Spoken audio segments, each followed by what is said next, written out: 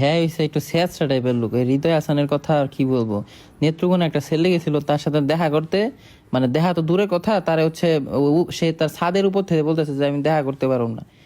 এই লেগে আর ভাল লাগে না, মানে এক কথায় একটু মানে এই স্যাঁচড়ামি গুলার লেগেই কিছু কিছু মানুষের ভাই ভালো লাগলো, মাঝে মাঝে খারাপ লেগে যায়। এই স্যাঁচড়ামি গুলা ঠিক না আর কি।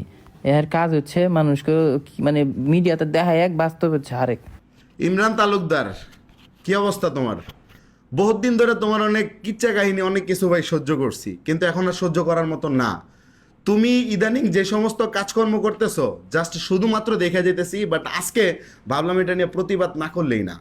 আচ্ছা, প্রথম কথা হইতেছে যে তুমি একটা মানে গ্রুপে, যদিও তুমি এই যে এই ভয়েসটা দিছো, মানে দর্শক আপনারা যে ভয়েসটা ইমরানের শুনছেন, এই ভয়েসটা কিন্তু ইমরান আমাকে পাঠায় নাই।